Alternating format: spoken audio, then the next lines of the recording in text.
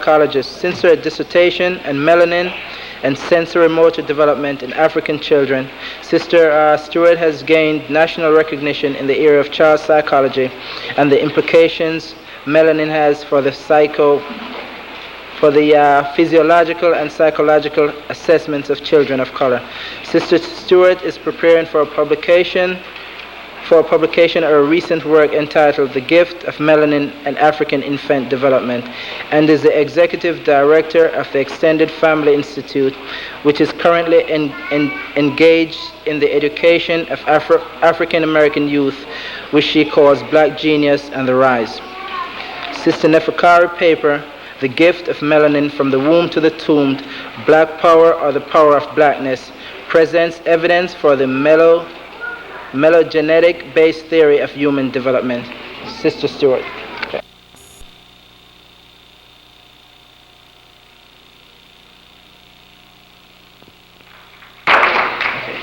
Is it, we only have 30 minutes? Okay, 35, 40. No, I don't need it. Let's put this on.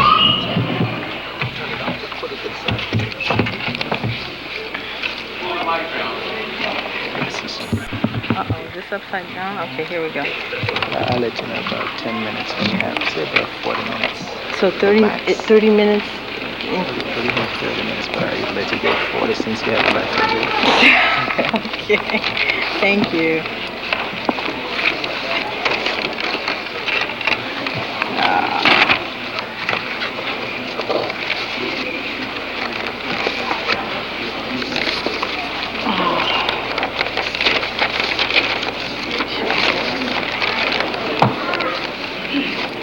Hotep. I was just told I have 30 minutes to speak. So I will move very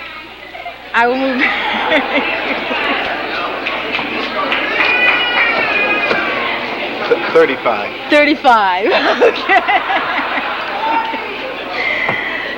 Hotep elders, teachers, students, sisters, and brothers. It is an honor and a pleasure to be present at this second annual Melanin Conference, dealing with the mysteries and power of blackness. Okay. It is also wonderful for me to be here talking about blackness at the time of the lunar eclipse. So our sister moon is in blackness with us. Okay. I would like to ask the Great Mother, her Son, and the Holy Spirit of truth, justice, and righteousness, as represented by the goddess Ma'at, to guide my heart and my words as I speak, and the hearts of those who would hear me. African people exist under local and global conditions of white supremacy, as profoundly noted by Black African scientists Mr. Neely Fuller and Dr. Francis Cress Welsing. This condition of white supremacy affects every aspect of our existence, and as a result, it has resulted in systematic destruction of our black nation and world in general.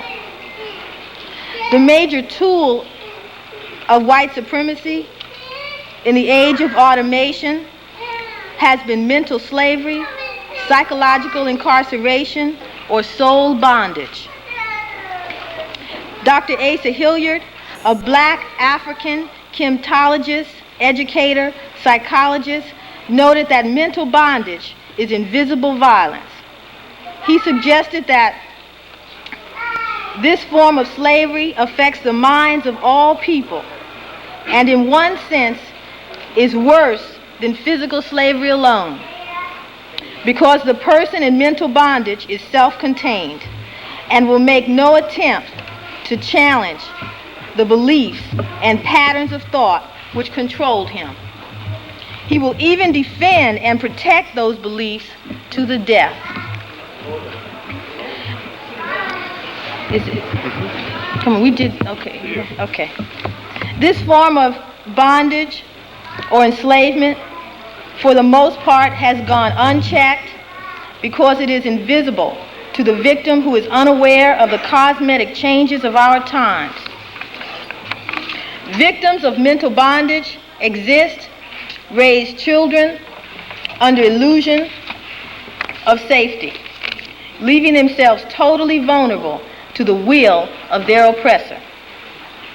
Psycho-spiritual enslavement has resulted in our unknowing participation in our own destruction. We have been programmed to manifest thought, speech, and action which promote and perpetuate the mission of white supremacy, which is to control, dominate, and if possible, annihilate all people of color off the face of this earth. Collectively, we have been programmed to be anti-black black people through various forms of miseducation, lies, and distortions of the truth. This programming tells the brain computer to fear, destroy, mistrust, and debase any conscious or unconscious symbolism of true blackness and the power that it may invoke. So that when pro-black statements are made and heard by the brain computer, they are automatically registered as anti-black sentiments, which results in a programmed response of fear, flight, or fight by the receiver of such messages. You become that crazy nigger. Get away from them. We have been trained or programmed as part of the white supremacy plan to hate the very essence or nature of life itself, the prima materia, the universal black mother substance. Contemporary Western science has recently come to understand what ancient African scientists, priests have revealed thousands of years ago, that the universe and all life forms were created from blackness and are transformed within a black defining system or network.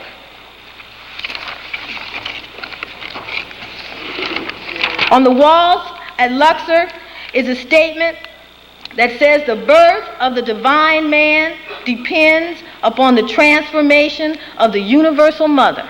What is it? The prima materia.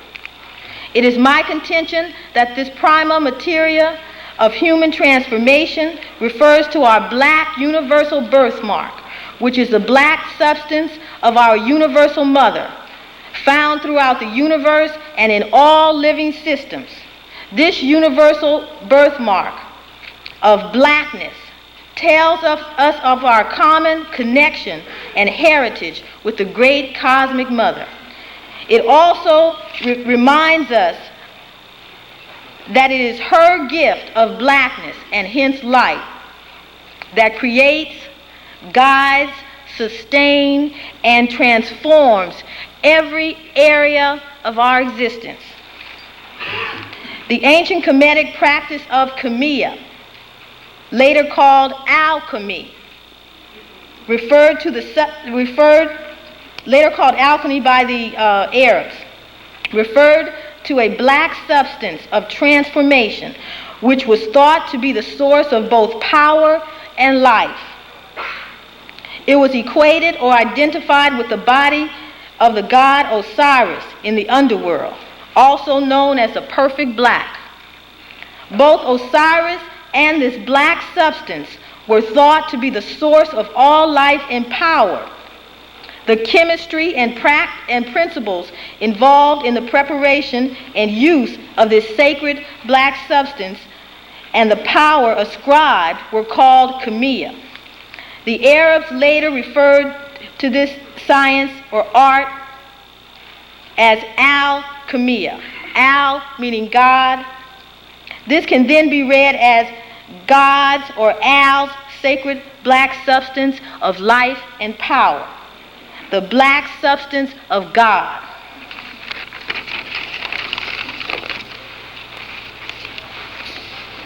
It is my contention that an understanding of the power of blackness is essential because it is the transforming substance from the womb of our great black cosmic mother.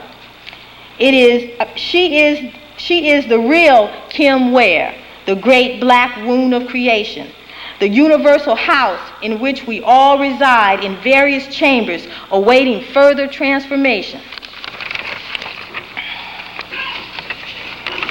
With this in mind, the hatred and disdain for blackness, I should say the programmed hatred and disdain for blackness, which has been developed within us and which we act out consciously or unconsciously, should be viewed as sacrilegious and can only lead to our further destruction. It is equivalent to the child who has been carefully made of the sacred blood and flesh and breath of its mother, and then after coming forth from the black womb of creation, holds contempt and hatred for the face and space or womb which brought it forth, its black mother. We too, like that child, have been disconnected from our mothers, our source, ourselves, our soul, and most importantly, our great cosmic heritage of blackness. This has been the intent of our oppressor, to separate us from our great mother, our source of power, as he may have felt cut off from his black mother through the ravages of the Ice Age, as he may have felt abandoned by his black mother and forced to undergo a process of depigmentation, de-blackening, and disempowerment, like a soldier of high rank or royal breeding, being stripped of that rank, stripped of that heritage for the world to see. Our oppressor is consciously or unconsciously aware of his cosmic and earthly black beginnings. He is aware on some level that 9/10 of the world's people are people of color, which simply means that it is biologically normal for the human species to possess certain levels of melanin or blackening agents for life. He is aware at some level that to be human, this is his language, to be human is to be a colored man, as opposed to be non-human or non-colored. He is also aware at some level that the womb of man or womb man is black and houses the life-giving power of blackness which he was denied, leaving him in a vulnerable and weakened condition. He's mad. So he's going to separate us from our mother, teach us to hate our mother. The human or colored man and his blackened genetic material called chromosomes, colored bodies, is a manifestation of the power of blackness, and thus he represents or symbolizes black power.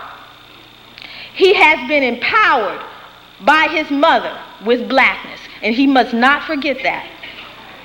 His mother is the power of blackness, the womb of man.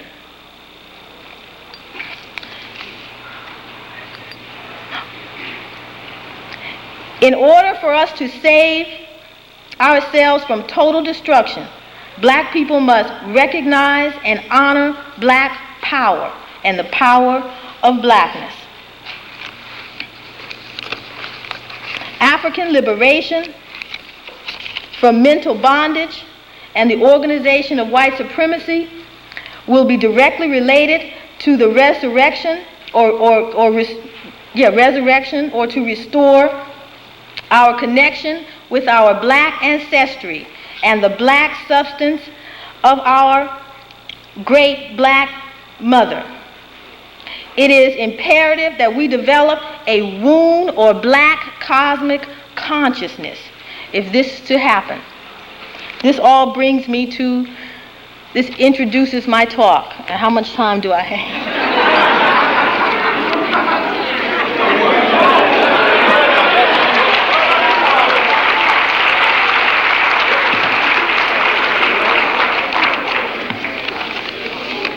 Okay.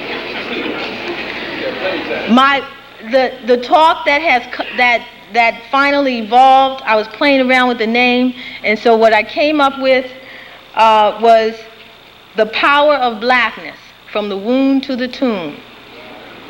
Evidence for a melanogenic-based theory of human development. I've been putting together my manuscript for the book, and so I've been learning a lot recently about things I've never known about, like embryology and development and living organisms and things of that nature.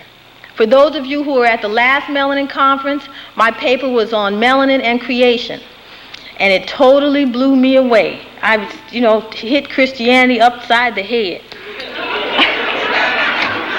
Under the table. I had to crawl out and call Richard and said, I don't need a reference, but what do you think about God? I had to everything went out. I said, let me rethink it all. It was an upsetting time.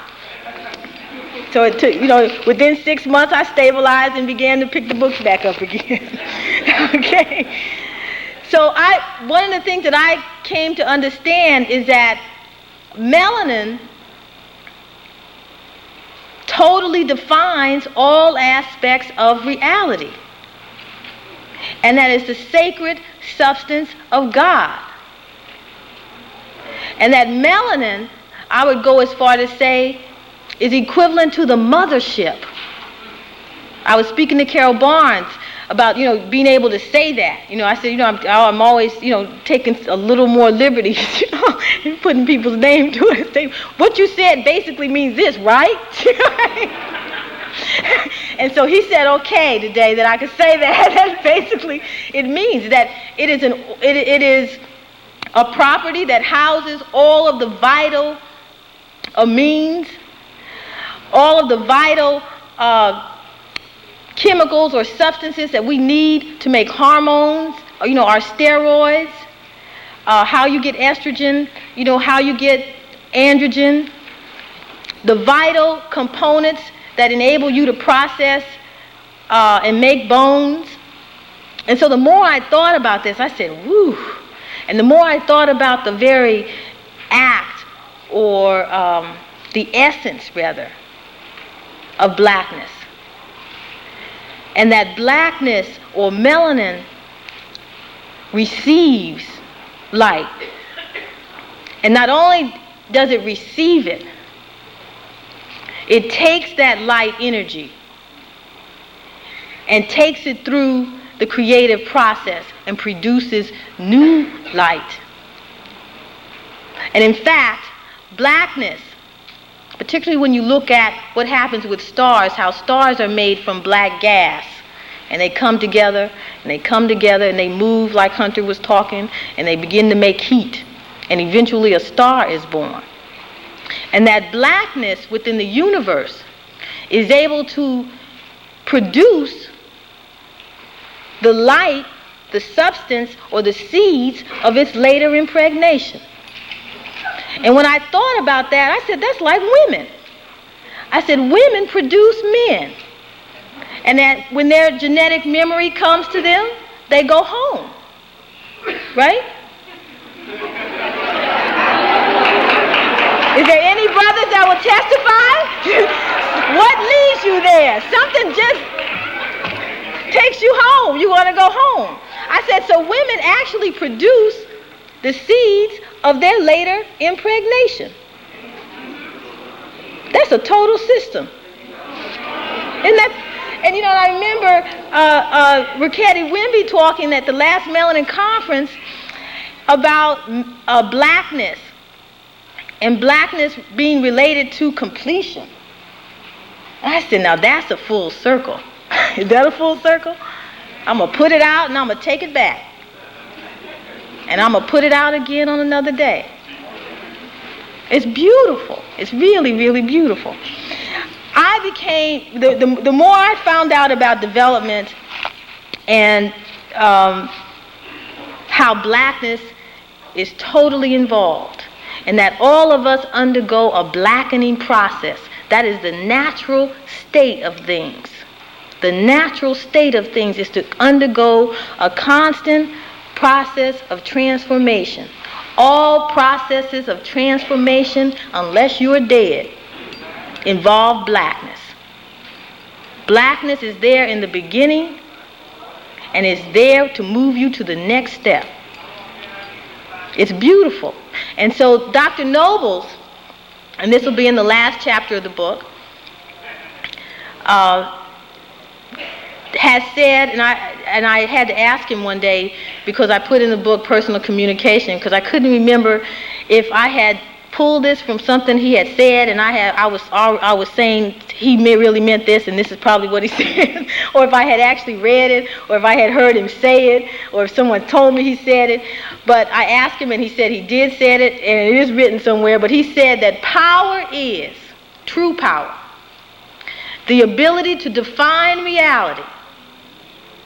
He did say, these people testifying for him. I said that he said it. I put his name to it before I even asked him. Power is the ability to define reality and have other people or systems respond to your definition. Isn't that's incredible? And he said that, or I read it, or however it got in me, he vibed it to me. I don't know. But I said, wow, that sounds like melanin. That's all I kept, that sounds like melanin. I said, melanin defines all aspects of existence. I said, maybe we shouldn't be doing this, talking about black power. We need to learn about the power of blackness. We need to go home. We need to develop a womb or cosmic consciousness and go home and come to understand, become reconnected with our mother substance. That is imperative. He said the power is the ability to define reality and have other people respond to your definition. Blackness defines, transforms, reiterates all aspects of universal and physical with respect to living systems. Melanin defines that. I looked at the physical development. My research was on African infant development. I get really excited. Oh, look, this is why they do it, and it's really terrific, and they develop this way, and their central nervous system is they come here more prepared and neurologically, and that has to do with melanin, because melanin protects and refines the central nervous system, and that's why we're not at high risk for central nervous system diseases. And I was really gung-ho for that. And now I understand that that's a very limited perspective. It's like saying I'm going to be happy, singing the letter and not reading it. Right? You want to know what's inside of it. One of the things that has come to me doing further evaluation, and it began with melanin and creation, is just the understanding that blackness and the blackness in space that came down and impregnated Mother Earth, who brought forth children, right? From that level, blackness defined that reality. If melanin was not present at the cosmic level, at the beginning, if melanin was not present in the first single cell organism, then it would not have survived, not in this system. Which is why it is strongly suggested that melanin predates DNA and probably organized DNA. Because if it was not there with its hands of protection, that cell would not have been able to exist within the solar system. You understand that? Some people say that the multiple-celled organisms or higher order organisms evolved from the single cell.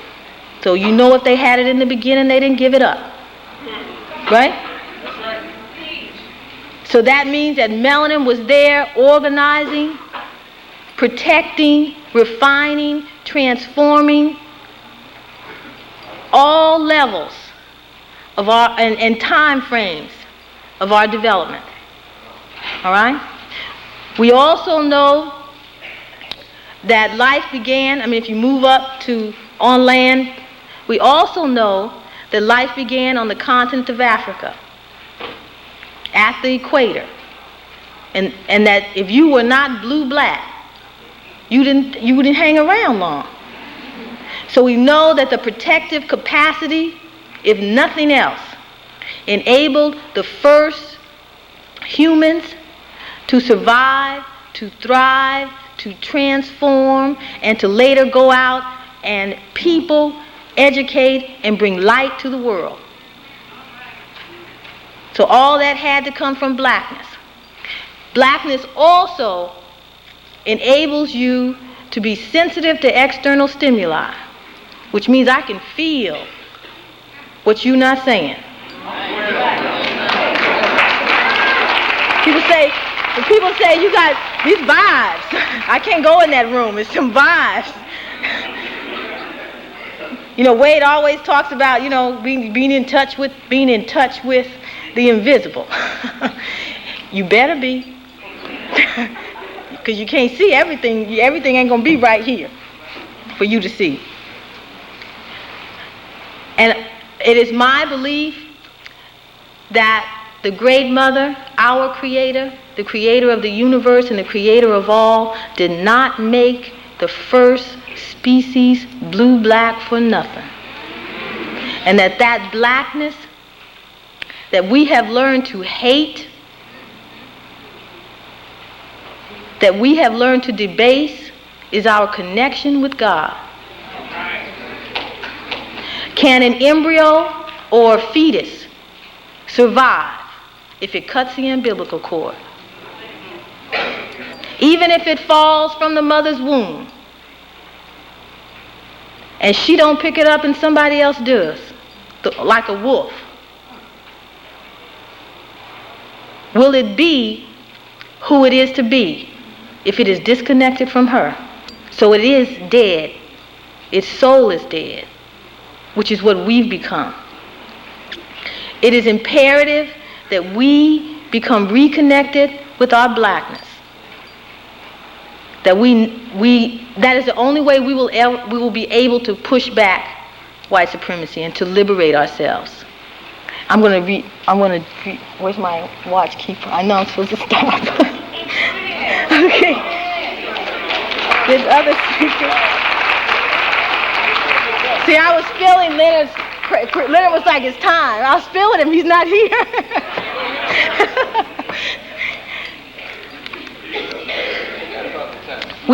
The other thing, Dr. Hunter sent me an article that totally blew me away. And I knew that the brain developed within, the black substance. And I knew that black neuromelanin helps to, make the brain work, do its job. It controls levels of consciousness. But one of the things that I did not know is that as the brain begins to mature and the infant can walk, 15 months hit them, 12 months, whatever, 9 months, they're able to walk, that is related to the process of myelinization. And that as the process of myelinization, and we'll say melanization, probably in some of those melanons, those neurons that are melanated. As myelinization proceeds, the child develops new skill. So when his sensory motor skills develop, that's because that area has become myelinated or melanated or blackened. And as when 2 or 18 months comes around and speech is developed, mother's hand said, okay, it's time. And we move on, and we move on, and we move on. Developmental psychologists talk about the interaction between a child's way of knowing and the environment, and that as a child's way of knowing develops, that influences the environment. Or the environment and that come together, and that you get a product. They never talk about what affects the child's way of knowing, and that it is an ongoing transforming process. It is a blackening process. As you get older, your skin blackens. Everybody's does. Everybody's does. As a child develops in the womb of its mother, she gets blacker. I read an article that if you take away MSH during a certain time of the child's development, MSH is the melanocyte stimulating hormone, which stimulates the growth and development, or the sending of the growth hormones. If you take that back, the brain of the child stops developing. And that as the mother gets blacker and blacker, and the child is growing and growing and growing, all of a sudden MSH begins to slack off. And at that point, it is time to deliver. And that's Mother Nature's way of saying it's time, you can come forth now. And that the inhibiting of melanin, as well as the production of the blackening process, are both controlled by melanin entities or components, melatonin and MSH. I equate them with Osiris and Aset. It's time to go. Okay. I got 10 minutes? Okay, I'm going to say one more thing. What is the womb and what is the tomb? In the process of studying and looking at embryology, I got a black dot flash, and I was talking about the gonads and the development of the gonads, and how the gonads develop, and that's controlled and regulated by the pineal gland. So that means the reproductive system is controlled and monitored by the guardian black dot, because the pineal gland appears to control, regulate the floodgates, the biochemical and spiritual floodgates of blackness. That if melatonin is excreted, MSH inhibits. If MSH inhibits, blackness is shut off, and you're shut off. Okay? So with respect to development, I was looking at the development of the gonads, the ovaries and the testes, and how as the life cell, which is the egg and the sperm, develop, they undergo a blackening process. And so when Dr. King talks about black seeds, they really are black. And as they blacken up and mature, I'm serious. They leave the house of life. And I'm calling the gonads, they are just another chamber in the house of light. Because they I said life, but I guess light too. Because they house the life seeds. And when I realized that, I said, wow, that is heavy. I said, maybe we're all just in various chambers in the house of the Great Mother. And I said, and as that egg matures and comes down the fallopian tube, it's in another chamber, ready to be transformed. And as it leaves the fallopian tube, if it's fertilized by its black brother who's coming, the blacker the swifter, only the strong survive. It's the truth. I'm not making this up. White people said it.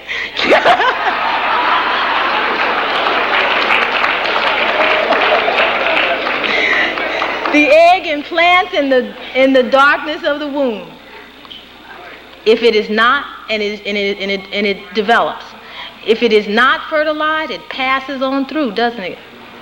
And returns to Mother Earth. So see, we're just moving from chamber to chamber.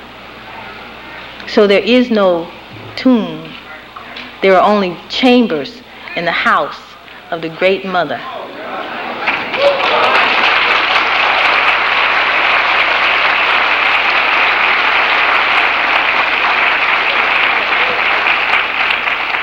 Okay, I'm going to read this and go. The truth is that God is not in a book, holy, golden, or otherwise. God is not in a church, cathedral, or synagogue. God is not in any concrete theological institution. God is definitely not bursting from the veins of the righteously profitable balconies of the TV ministry. God is also not for sale. God is the universe. We are all now living inside the body of God. There is nowhere to go to get there.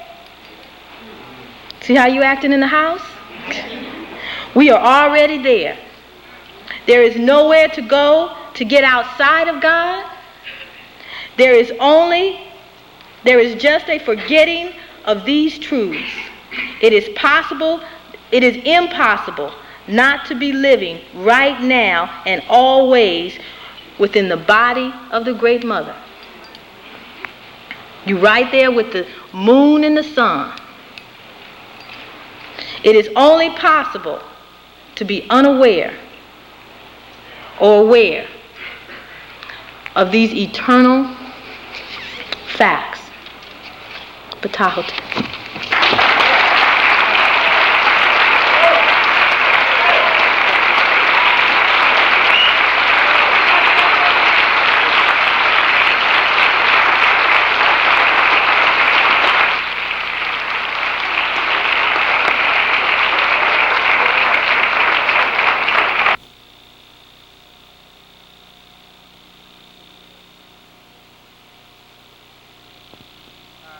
Sister Rickety Wimby Jones.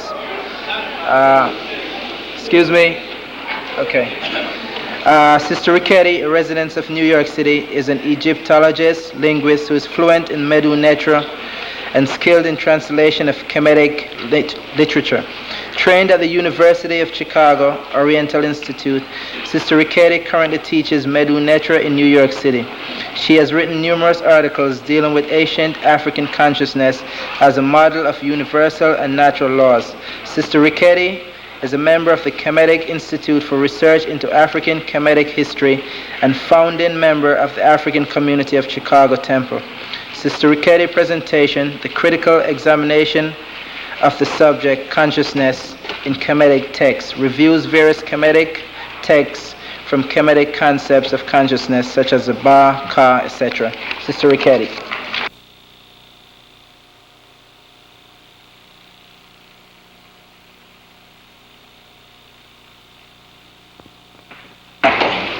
Thank you. Hotep, everyone. I feel very honored to have been invited back to participate again in the Melanin Conference. Thank you very much, and I'm glad really to be back with you again. I had the opportunity of participating in the first Melanin Conference in California, and that was a really exciting event. And we began a process that we hope that will continue for years to come. Before I get into my topic that I have presented for today, I'd like to discuss the concept of Kim Ware once again, because I think it's really important, and I don't want us to forget it. So before I even begin, I'd like to just say a few words about that. At the last conference, I introduced an ancient African word for melanin. Melanin is a Greek word, and it comes from the Greek melon, which means black. And I had suggested at the first conference that it would be a good idea for African people to begin using a word, a term indigenous to ourselves to describe and define what we have been calling melanin. Marcella just said something, made an interesting quote, I guess, from Asa, that power is the ability to define reality and to have other people accept your definition of it. And one of the things that I really push all the time, and that is the use of an African language and the use of African terminology whenever possible, and to abandon European concepts and terms whenever possible. Because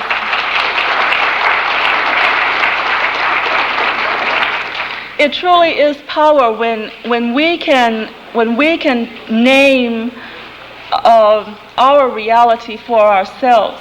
The power of others only exists because of our participation in what they do.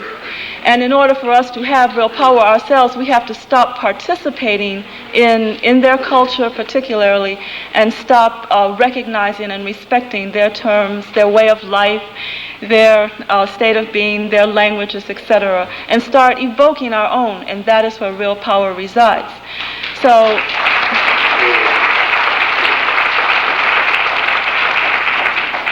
there is a word from the ancient Kemetic text which is written all over the monuments of ancient Kemet, and it's the oldest language that has a large body of written literature in it. And the word is even currently today used in many parts of Africa, which means blackness. And that word is Kem, K-E-M. And it was written in the language by drawing a picture of a piece of charcoal. And charcoal, of course, is very, very black, and that is the way that they wrote the word black in their language, and they pronounced it Kim.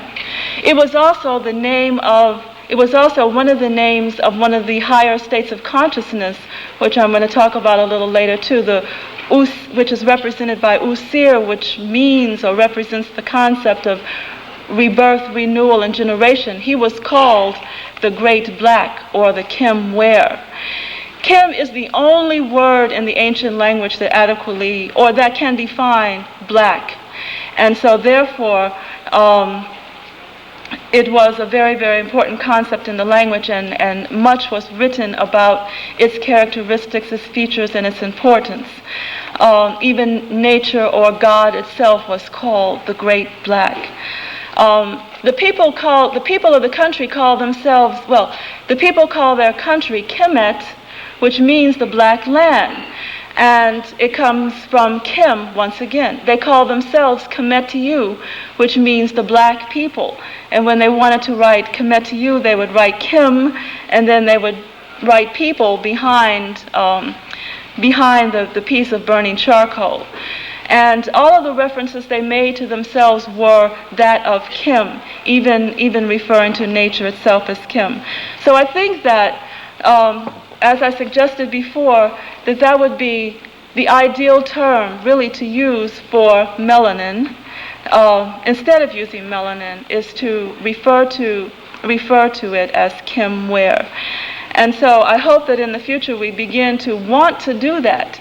And we mustn't be afraid to use another term. I understand that that sometimes we use terms in order to relate to the European scientific field and scientists, and if we want to discuss with them, we tend to use their terminology, but as I said before, the power of the use of the word relies in its use. And if African people, the very people who are Kim Ware themselves, should not be using a Greek term to define themselves in their blackness.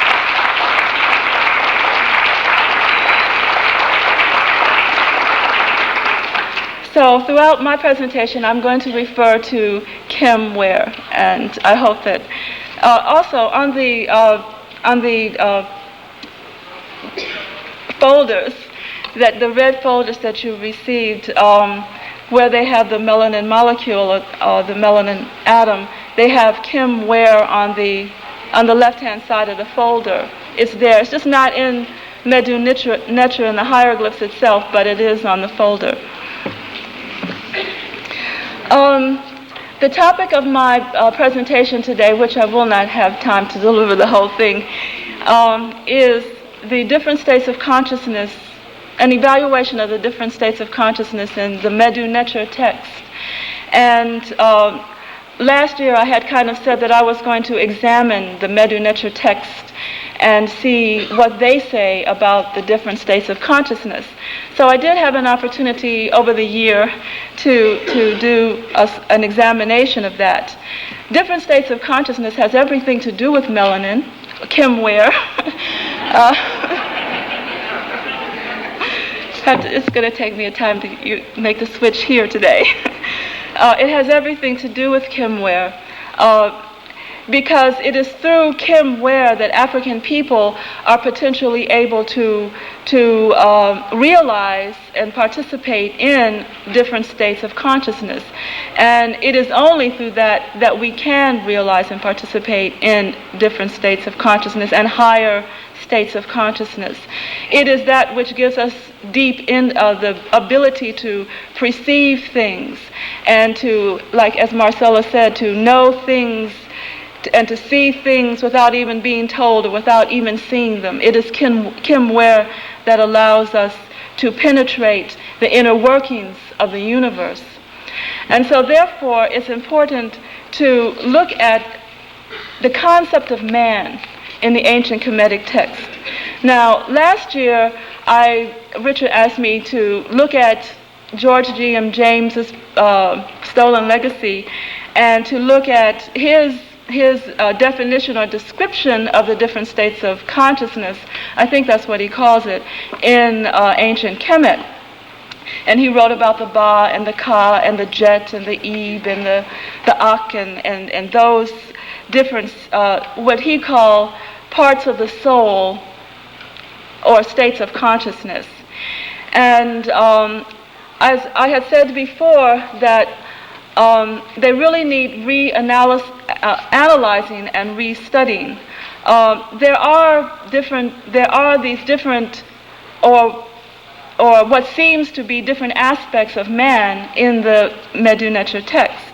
The Kat, for example, which is the body, which, like the mummy, the decaying body, the Jet, which is the living, breathing body, the Eb, which is supposed to be the consciousness, the Ka, which might be the spirit or vital force, the Ba, which has been defined as the vital force, the Ak, which has been defined as kind of like an ancestral spirit, what one becomes when passing from this state to another state of being, the Kahabit, which has been defined as being one's shadow or one's second.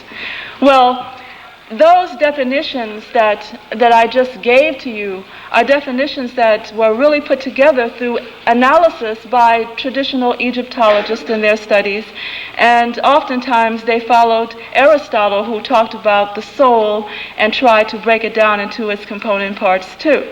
However, I think it would be fairer for us to say at this particular point that these words have not really been adequately translated or are not translatable as yet. And that when we begin to give them these kinds of definitions, we lay ourselves open for perhaps having even falsified the ancient Kemetic understanding. Because this system that was set up by the Greeks and before them by Aristotle, and it goes all the way back, is a system that I think we've become a little bit too trapped in. And so that now when we pick up books, we just say, well, the parts of the soul or the different states of consciousness are the Ba, the Ka, the Jet, the Kabit, etc. And we close ourselves within a system that we are not the creators of, first of all, and it doesn't allow us really to look at it from other perspectives. The best way to approach the study of the Medu Neter text, really, and a lot of things that we do, is from not having read and not having been influenced by European scholarship and secondary sources. And nowadays, we can do that because nowadays we have the ability, or we have the scholars available who can peer into the text for us. I had written a couple of things that were said about some of the different these different aspects of man in the text themselves. And one of the things I found about them is they seem to be parts of people living on earth, as well as those people who have passed away or been initiated to another phase of life, and that they are just as much. They seem to be just as much physical as they are what we would call spiritual. And I've had a very difficult time finding a distinction really in the text between material and spiritual, between body, between matter and spirit, and those kinds of things. It talks about, for example, the Ba, which is supposed to be, or traditionally has said, a state of being that comes into existence after one dies or leaves this form of life, and it gets translated as the soul that leaves the physical body upon death. And there are a whole lot of things I could read, but one of the texts says, for example, that you have caused my Ba and my shadow, my Kahabit, and my Jet, my form, to go with their feet to the place where man is. And the Ba is often seen in the text as traveling by feet, drinking water, breathing air, doing all the things that we do while we're living. And there are also texts that talk about the Ba of a living person that is participating in life while the person is living on earth. And so it seems that the distinction between physical and spiritual aspects of man might be one that we might want to take a second look at. And the word soul definitely could not be used to define it.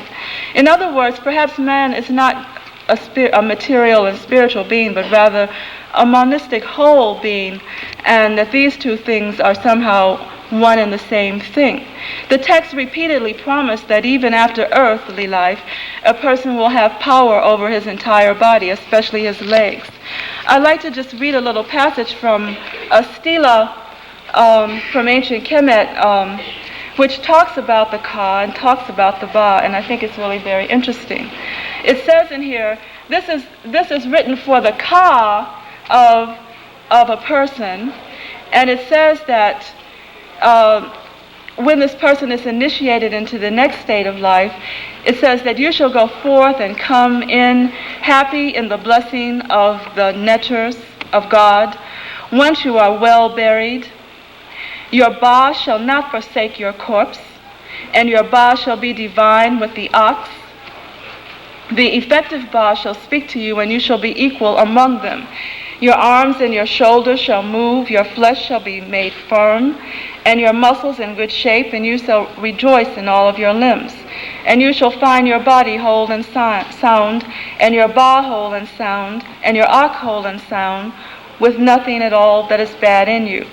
And then it talks about all of the things that the Ba will do, like you shall eat bread beside the God, and your Ba will be with you. Your Ba will return home, and you shall go up and down and not turn back, etc., etc., and it goes on. In all of the different states of existence of the Ba and these other aspects that I mentioned earlier. So it's important then to take a look at the texts themselves to derive at the definitions for these terms rather than accepting the terms that have already been given. And since I don't really have time to do that today, I'd like to just go on to something a little bit more important and leave that alone for perhaps next time. And that is different states of consciousness. When we think that, or if we decided to accept those as being the different states of consciousness, we might be in fact missing other different states of consciousness, or another more profound system or definition of such. If these may not in fact be different states of consciousness, they may in fact be aspects of all men, and not necessarily higher and lower forms or states of being of one. There are, however, it seems to be other recognized states of consciousness or levels of existence. And when I look at the monuments on the walls in Kemet, I see lots of rituals and lots of things going on. And they seem to be often expressing life and realizing or attaining different states of consciousness. There was great importance really placed on the attainment, I think, of different states of consciousness. And all of the reliefs on the wall seem to somehow be pointing to this. And so I'd like to just suggest that that there's a whole realm of things that we haven't, states of consciousness that we have not even begun to look at. There are special processes to attain them that are written in certain books in Kemet. Books that we know of today as the coffin text. That just means that these are texts written on the inside of coffins. The pyramid text, that just means that these are texts that are written on the pyramids and the pyramid complexes. A book called the Book of Coming Forth by Day, which we know as the Book of the Dead, although that's a misnomer. The Book of Two Ways. And there are lots of books that deal with attaining or a process for attaining what seems to be higher levels or states of consciousness. Kemetic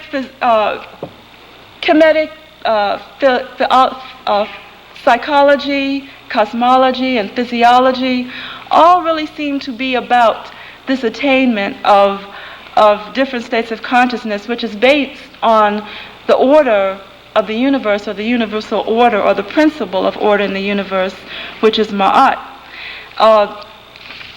Ma'at is the recognition, really, of the oneness of all life, and the reverence that is therefore given to all life, with the realization that all life sustains life, and the attempt to work so that to maintain a harmonious balance in all that exists.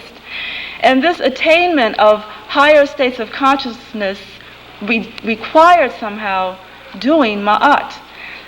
In the text it's called sometimes being true of voice, and it's oftentimes translated as being vindicated. In Kemetic thought, higher states of consciousness could not be attained through the ways that we're often used to thinking of them, such as meditation alone, the fact that one can just simply meditate and attain a higher state of consciousness, or a union of man with the divine, just sitting by meditating, nor through mantras alone, or samadhi alone, or through these methods alone, because they're not the methods that are talked about and stressed and presented on the monuments of Kemet.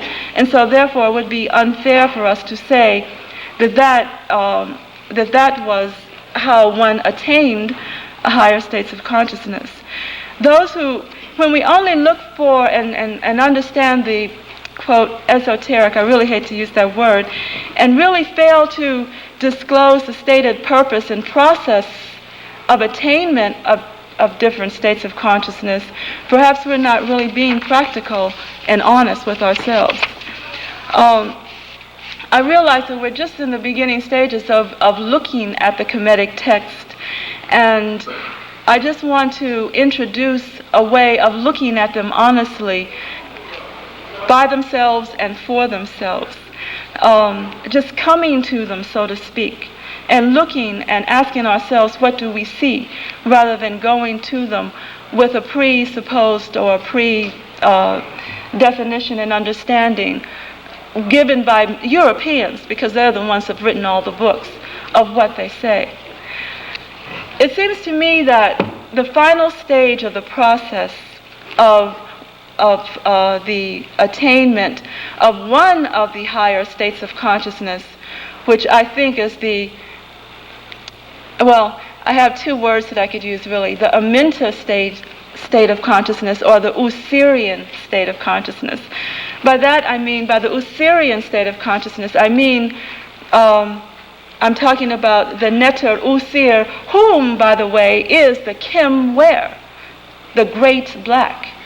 He is the embodiment of everything, the totality of blackness, the totality of the universe and the totality of life. And one goes through a process to reach Usir and to become Usir in the Kemetic text. The Greeks called him Osiris, so many of you already know of that term already. And there's all of the books describe this attaining or reaching Usir. And it is done, and Usir is himself in a place called Aminta, which is the place where the ancestors dwell, or the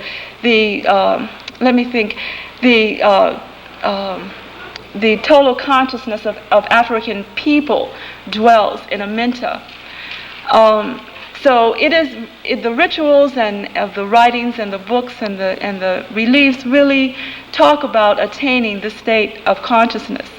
It is here. Now you all know this scene actually. When I describe it in a minute, you'll be familiar with it. It is here in the final stage of the process to reach Aminta or Usir that one's Ib or consciousness, or often translated as heart, is to be weighed on a mekat or a scale against a feather, which is called ma'at. And the feather represents that which is light and that which is pure and that which is empty of wrongdoing and impurities. And in order for one's consciousness to balance the scale against this feather, it too must be light and weighty and pure and empty of impurities and wrongdoings. Well, presiding in this room, well, before I go on, how many of you are familiar with the scene of which is called weighing the heart against the feather on a scale in the Westcott Hall? Okay. Presiding in this room are the netters, which represent the principles of creation itself. For example, there's Atum, which means the totality of all the universes and all the universal forces in existence. Shu, who is breath, the air. Tefnut, which is the moisture. Geb, which is the matter. Nut, which is the cosmos, the mother cosmos. Harakti, which is the coming into being of that which can create the divine order. Aset, motherhood, womanhood. Nebehet, sisterhood, womanhood. Heru, leadership. Heteru, a female, the house of leadership. Hu, authoritative utterance, and Sia. These are the natures or the nature of creation itself. They are the ones that are presiding in this hall.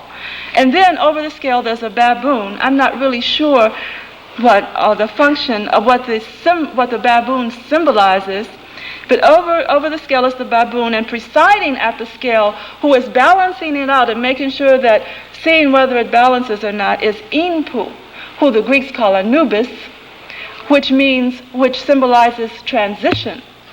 And then on the left of the balance, facing Inpu, is Shai, which is fate or destiny. And above that is an object which has a human head on top of a cubit, which perhaps has something to do with the place of birth. And then behind that is the nature or nature of birth.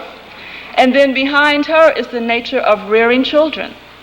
So all of the natures or of creation are presiding, and all of those things which can bring birth and life into being are presiding. And then on the right, writing this, recording all of this, is the Ibis Jehuti, which symbolizes wisdom. Wisdom then is recording this and in his book and watching it being done. And then behind him is another character which looks kind of like a monster, and the Europeans always say he's the devourer of hearts, ready to eat the heart that is not balanced on the scale. But actually, Amit, which is what his name is, it says in the text, is within us. It says that Amit is something that is within us and that we want to overcome it. You know, it's not waiting there it's not a monster, but it's something that is within us. Okay, everyone in the hall then is symbolic of the cosmic forces which take part in the eternal round of activity which permits the universe to exist. And that is very, very important to the understanding of this scene. A favorable judgment will determine one to be vindicated, or one capable or able to ascend to the next state of consciousness. Okay, I only have a few minutes left, so I just want to make sure that. Well, I'd like to before I end also with the meaning of the vindication. The person himself, after his consciousness has been successfully weighed against the feather, he says, to quote, "The words spoken by Heru, leadership, the son of Aset, womanhood, I come before you, Nefer, which means existence of goodness, and I bring to you Usir, the renewed one. His Eve consciousness is found righteous, or Ma'at, coming forth from the balance. It is free of Yisfit, wrongdoing. It has done wrong. It has not done any wrong to nature. Jehuti wisdom has waited according to that desired, and may he be like unto the followers of Heru forever and ever." And it is within that, after that he passes through the door into Aminta, and there he becomes really Kim Ware. He becomes total. He becomes the total of all existence and the embodiment of it. In fact, the man who lives Ma'at, that which is in harmony with life and creation, and understands the oneness of all life and the reverence for all life, he becomes himself literally the entire universe. Hotep, thank you. My time is up, so I'm going to leave you with that.